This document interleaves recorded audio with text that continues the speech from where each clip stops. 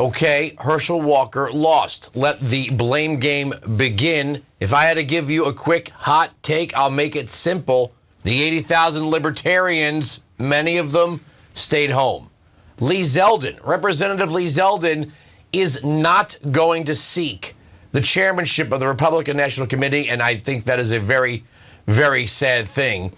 But we have to get into so many issues with my first guest, but let me play this up front. Representative Debbie Dingell said the quiet part out loud when it comes to Democrats and how they feel about the border and maybe Biden making a visit. Congressman, would you like to see him visit the border? I don't care if he visits the border or not.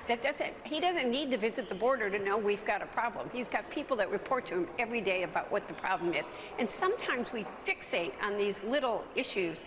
Do you think the president doesn't know we got a problem at the border and what the issues are? I know he does. But not necessary to see it firsthand. That's a little issue? I think he knows it's got to be addressed. He's gotten the reports. He's seen the photos. So that's, at some point, he may or may not go, but I think he knows what's got to get fixed, and you've seen him begin that process. Okay. Congresswoman, really, really appreciate your time. Thank you for joining us today. Thank you. Thank you. Thank you. John. Sandra, you're going to want to make sure. Okay, my first guest represents Texas's 1st congressional district, actually down on the southern border. Representative Louis Gohmert, your colleague, Representative Debbie Dingell, is echoing the president. There's more important things to do than go down to the border. Well, why would we do that? There's so much other stuff to do. Well, Debbie is a real friend, actually. Obviously, we disagree on many issues, but she's a friend. And so when she tells us that he knows it's a problem, Andrew, that's even more of an indictment against Biden. He knows it's a problem. It's been 2 years. He's opened it like a sieve. People are pouring into this country, as is fentanyl, and 100,000 people are dying from fentanyl that's come across our southern border. The drug cartels are taking control in cities over the crime there, and that you can expect to increase. People are dying on the way into this country, and if this country were, say, a home, then our president would be sued for having an attractive nuisance. You know how you have a swimming pool, something, a playground, and you don't put a fence around it, and a child comes and is harmed on the way in. They get to sue the landowner, and he has to pay. Well, he has created an attractive nuisance and will not allow any fence or wall up, and continues to even make it more attractive. We're going to give you more benefits. We're going to give you more free stuff than the American people have, and he should be made to account for that. And I hope that when Republicans take over committees next year, he will be made to account for that. Mayorkas should be impeached, and President Biden actually should be impeached. This has gone on for 2 years. It is an invasion. Our governor in Texas declared it as such. But to me, that means once you declare an invasion as a state governor, you have every right to prevent people from coming in to Texas. You prevent them from putting a foot on our soil. They don't get a hearing. They don't get anything. They get turned away and are not allowed in.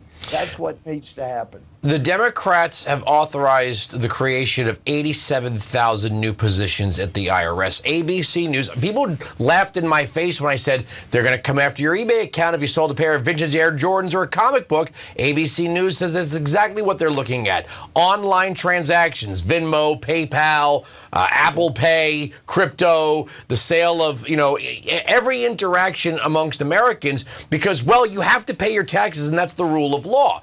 But I don't understand how the Democrats could stand there handing out medals to Capitol Police officers talking about the rule of law while they are unwilling, totally unwilling, to enforce the law on the books. Right. That's right. And, this, it is really outrageous. People are being killed. People are being harmed.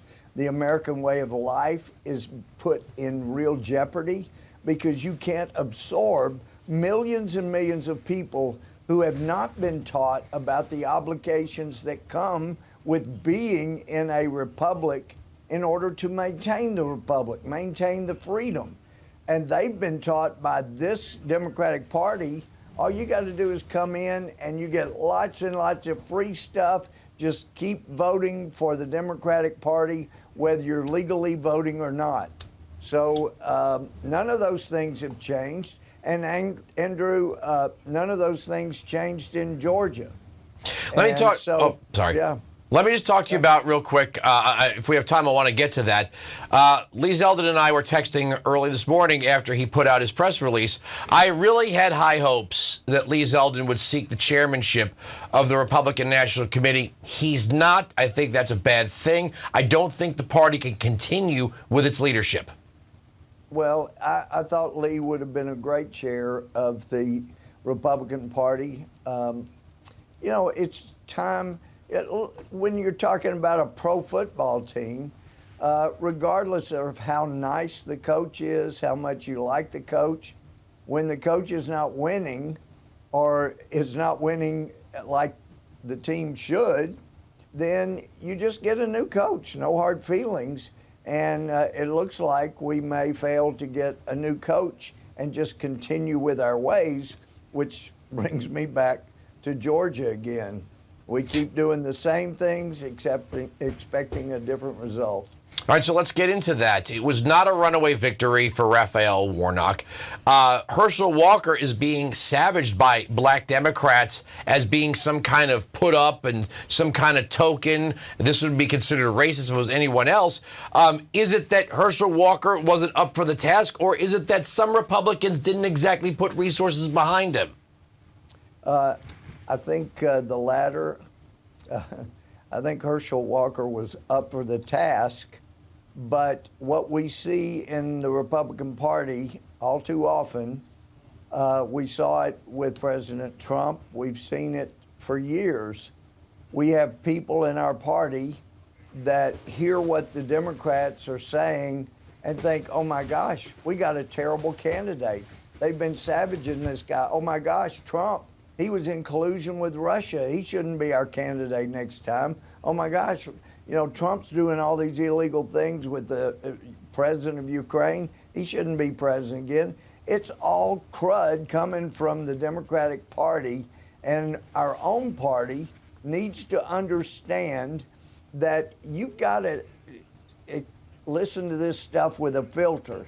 When it's coming from the Democratic Party, there's a good chance it's a lie. We've seen it over and over, and what Republicans too often do, we hurt our own people and don't stand up for them. And it reminds me, I've been talking to some of the other members of Congress here in Washington while we're taking up bills that are going to keep funding the Democratic Party's election.